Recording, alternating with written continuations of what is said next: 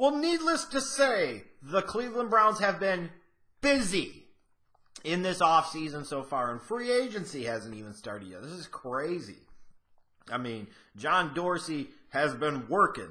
I don't know if he's been working well. I don't know that I would go all the way to say he's been working smart, but he's been hard at work at least. We'll got to say that.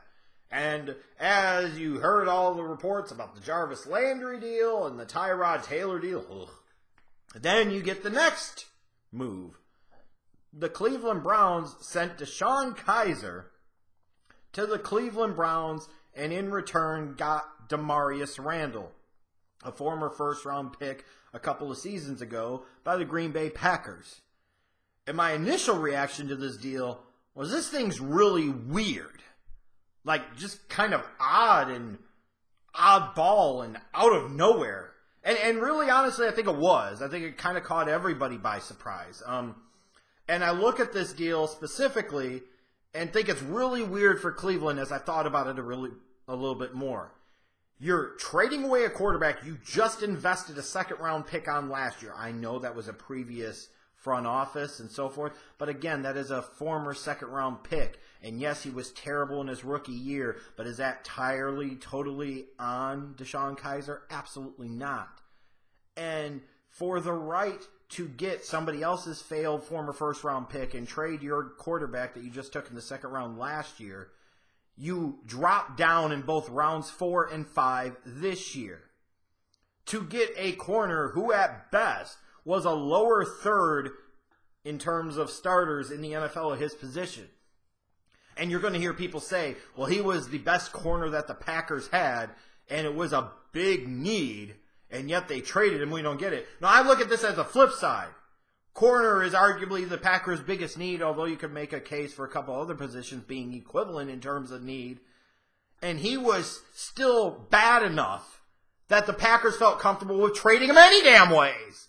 Like, knowing it's one of your biggest needs, you just got an even bigger need there by trading away a guy the organization had just spent a first-round pick on a couple of years ago. What the hell does that tell you?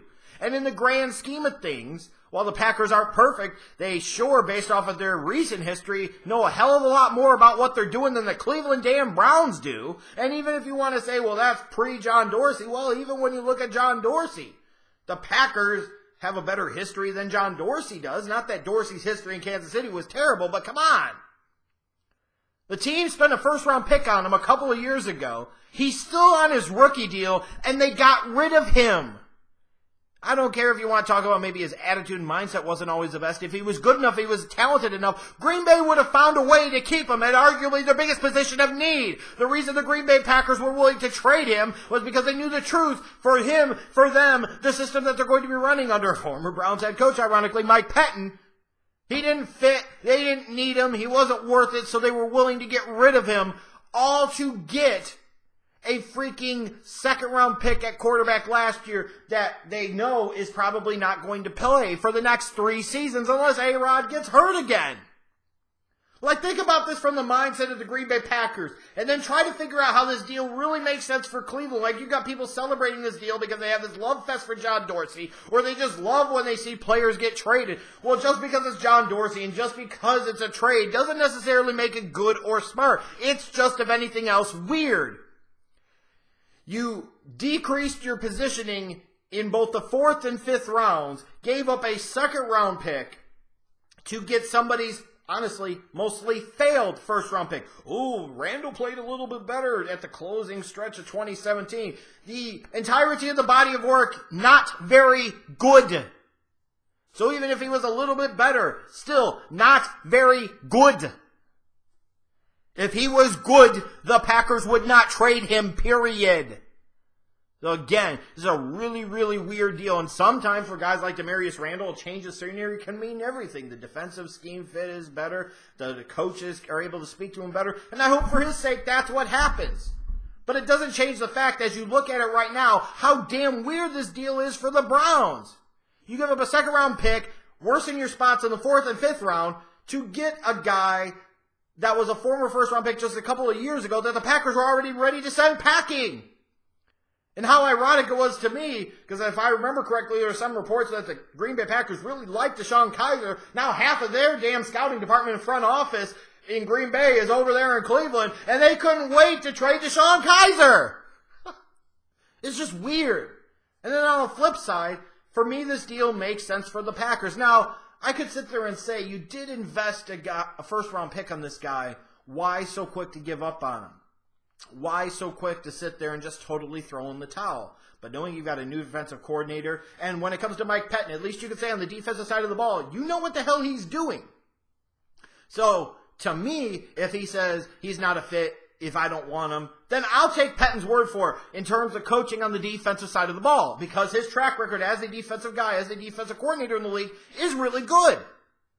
And Randall was a disappointment. So, yes, even though he was a first-round pick, and I don't like to give up on first-round picks that early, ultimately, you need to change things. And if he was the best of what you got, then you really didn't have shit anyways. And you still have Kevin King, who they took in the second round last year. To me, he has more upside than Randall does.